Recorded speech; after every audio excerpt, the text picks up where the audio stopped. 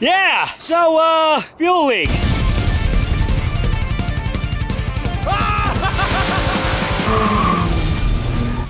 Well, welcome to another episode of Garage.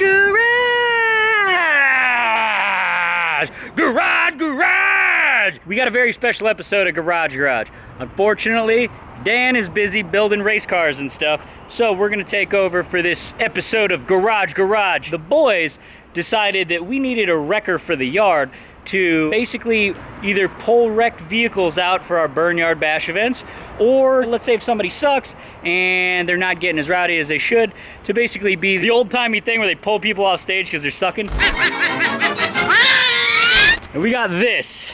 Can we please shut the door? Love you, bro. 1974 GMC Super Custom 35 Hundo.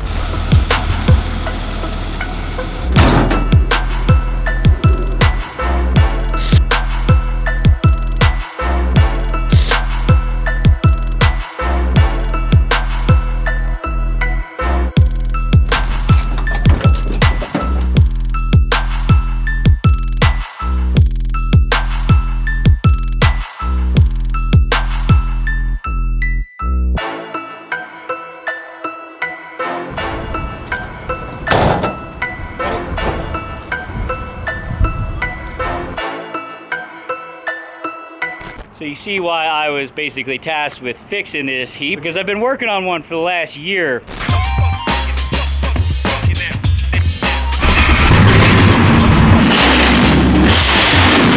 Walk you through this thing. Now, it's not bad. It does have a crane on the back, which we've yet to see work. It's pretty much your standard 3500 GMC from the 70s. Obviously, it's got some seats out of something else in it, cracked dash, blown out gauge bezel with all the paint worn down to the silver stuff. You know, lots of holes in the floorboard where you can actually literally see through to the ground. And of course, a rat's nest of wiring. And this used to be a 4-speed truck with a granny gear, but it does have a turbo 400 in it now. She's an old truck. She ain't exactly perfect. It's your typical setup under the hood. 350 small block, does have a Hydro Boost brake setup, no battery tie down, little cardboard to keep this thing jumping up into the hood and arcing. More rat's nest wiring, lots of loose ends and what have you dangling around. It does have an HEI coil on it though, and it's got some Edelbrock goodies. And the thing is, it does run. Clearly it's got like a rebuilt alternator. It's not too bad. So it does have a couple issues that we're gonna try to like knock out and just get solved today. One, brakes, they don't exactly work. And apparently while Tony was driving it to the Burnyard, all the brakes locked up on the highway randomly. Two, it's got a fuel leak, which I just found and I'm about to show you guys. Super simple fix as well. And three, obviously there's some shitty wiring going on, but Fancy Alex is gonna take care of that today. So we're gonna get all this knocked out, but let me just point out this little fuel leak. You see if you can spot what's wrong. Whoa. Ah, there she is. Yeah.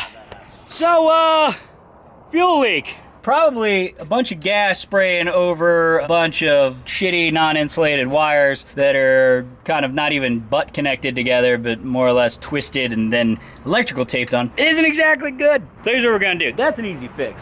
We're gonna replace all that. We've actually got some new goodies from Edelbrock too that we're gonna bust out on this thing. We're gonna put a new carb on it. What do you say, we begin? Let's go. Let's go, baby. Let's put this tent up. It's hot out here. By the way, we got to work outside, so we're going to toss up the easy up and hopefully get a little shade on us. Attention, Hoonigan viewers. We interrupt this program with a very special message. Guess what? We've got new backpacks. That's right. Hoonigan actually came out with something that is really nicely designed and constructed. Can hold up to a 17-inch laptop. You got pockets for days. It's even got top secret stash pocket. Basically a bulletproof construction. Indestructible. Metal tabs. It's the next generation of Hoonigan merch. Now don't you fret, we still got Old Faithful with, of course, the felt bottom. On top of that, we've got new stuff like fanny packs. New Hoonigan monster effing huge fanny packs. You can fit about 9 crispy boys in here. Also available in the total rip-off Gold's Gym design. And for all of you gym nuts out there, Hoonigan gym bags. It's a duffel bag. Oh, you even got a separate shoe pouch. And for those hot days out by the racetrack, you got new Hoonigan cooler. Now, if you play your cards right, you can get 12 ice-cold Coors Banquets in here. You could probably put a sandwich in there too, if you eat. So, why don't you sack up and head on over to Hoonigan.com.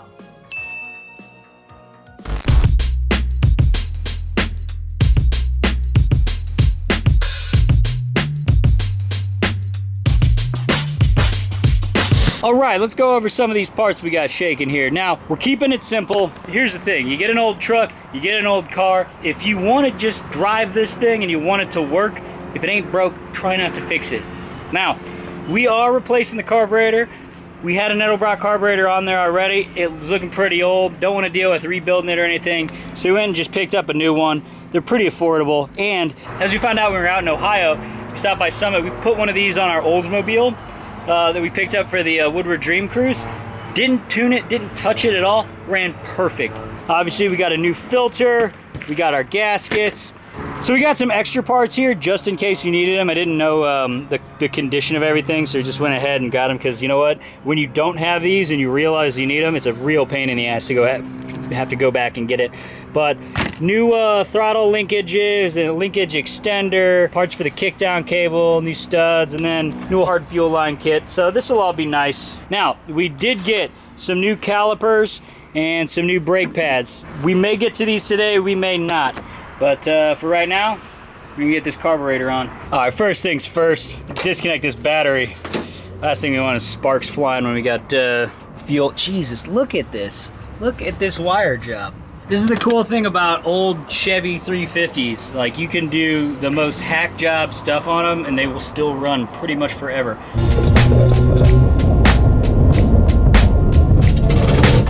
Yeah, I'd say that hose is on its last leg. I want to just address this brake situation. Now, first things first, you're running a Hydro Boost. So the Hydro Boost runs off of the power steering pump, right? That's how you get extra brake pressure. This is the power steering reservoir, which is just flopping around out here, not connected to anything, and bouncing off the fan and the serpentine belt. So that's not good. Also, there's like no fluid in there, just barely. I mean, it's like at the bottom of the reservoir. So just having this thing full and bled is gonna make the brakes perform a hell of a lot better. Or at least, you know, at least you can get to, you know, diagnosing the problems. That's first and foremost. Secondly, let's check if it has any fluid at all in it. Oh, what do you know? No fluid for the front brakes. That could probably be why the brakes don't work, guys. First order of business always, just check the simple things, because chances are it's probably something really dumb and small that you gotta fix, and this thing will run perfect.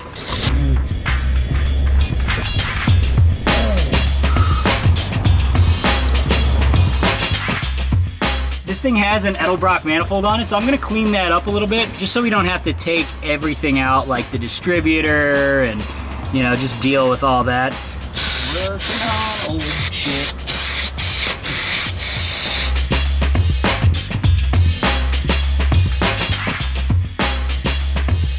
Not really sure what that is. That looks like a handle for something.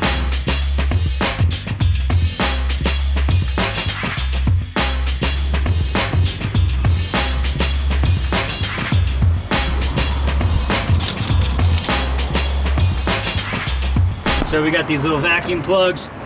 We're gonna plug this guy here, and we're gonna run the vacuum advance to the distributor off of this one here. So that's this. And then it's always good to just check, see if there's any more like vacuum outlets, because if it's open, it's gonna suck air in. This is the everyday wear? Sometimes. This is more like I'm in the sun. There we go. So we got throttle control. Obviously, we need the return spring. It's this boy right here. And so you got your little perch. Usually you gotta buy one of these aftermarket, or you just find somewhere to just crank your spring out to and just hope to God that it doesn't snap on you. But yeah. We approach it. I was just checking out if we were having like a headlight fixturing problem. Oh no, we got. Or if it was just like the add-on zip tie feature. I'm trying to figure out where the hell, if somebody just, there's not a kickdown cable for the transmission, which is interesting. So, one less thing. It's the next order of business. The old fuel line ran. So basically these from the factory came with like hard lines run up, and you know, most people you just cut them. This was a real shitty cut.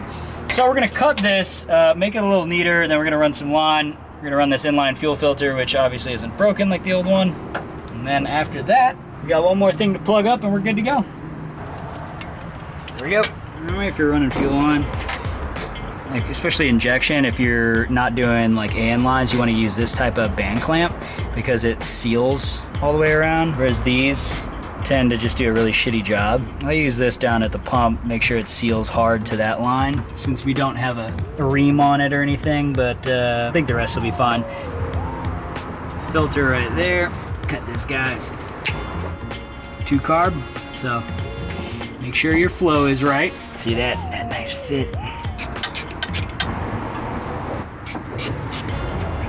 So we had a little setback. Remember I was saying that you want to check and make sure all your vacuum ports are closed off. Well, there's a vacuum port in the back. It just didn't have a nipple on it, and that's for your brake assist, your brake booster. So yeah, we had to pull it off, plug it with a quarter NPT plug. So now we should be golden here. We're gonna put this air filter back on. Actually, the hell with that. Let's keep it off. Let's start it up and see if it works. Oh! We gotta move.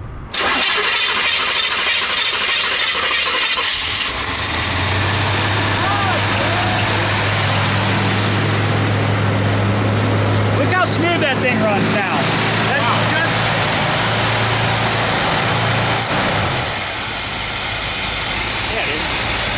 That's So easy install.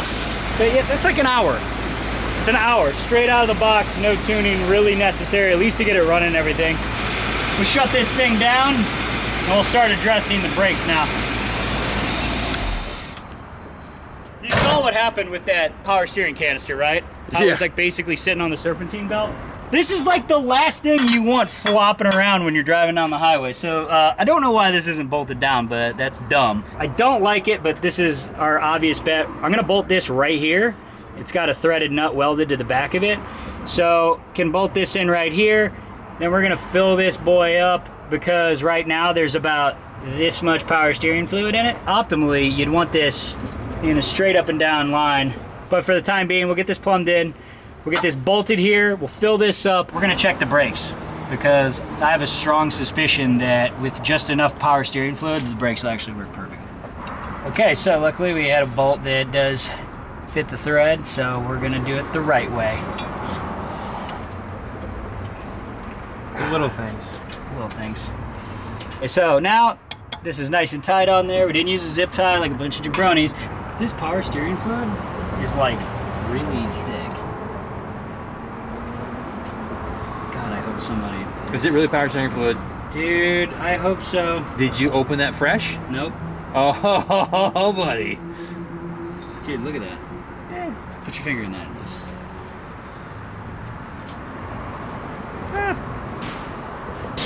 Oh, yeah.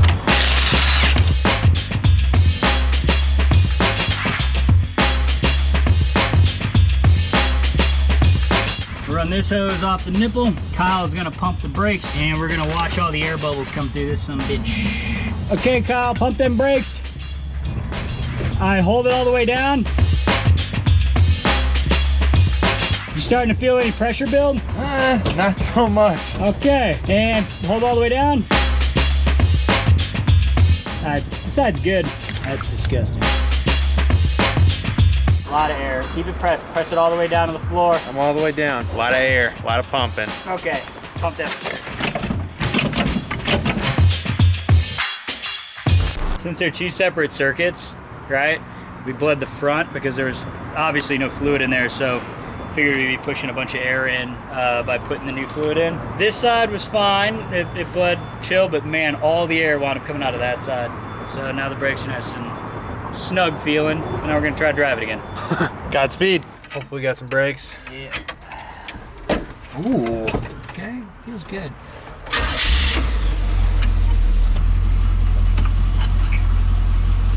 We didn't bleed the power steering. Nope. That's easy though. So, you want to jack it until you can get the wheels high enough where you can turn them. Ew, that is extremely milky. Will we dump milk in there? I don't know. I don't know what that was, but it does not look the same. All right, barring that our system's not totally thrashed because some strange concoction between the power steering fluid and whatever the hell was in here, here's what you do. So, Kyle, you'll go up, jump in the driver's seat, and what you want to do is you want to turn the wheel all the way to lock one way, and then all the way to lock back, right? And you'll do that about 20 times. Okay. What you look for up here is bubbles coming up. Now your power steering should not be milky like this. This is definitely wrong. See how it's bubbling? Jesus Christ. Feel free to comment below if you know what's wrong with that. So stop it at lock and hold it. So you just keep doing that until the air bubbles stop. Idle smooth. Time to take her for a test drive and see what she do. Oh yeah. Oh, she purrs.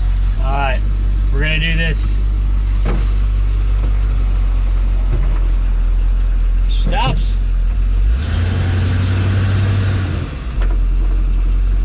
Okay, step in the right direction. Yeah! Oh man, it's like a dream, man. Yeah, I just noticed something. It doesn't exactly want to change gears.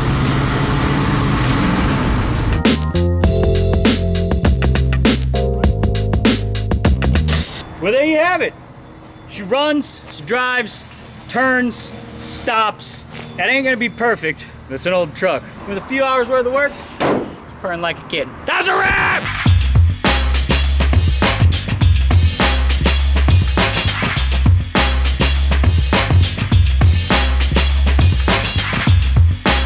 Oh, you want me to wrap it? Yeah. Well, you should say that, Kyle. You said it with your eyes. You said it with your eyes.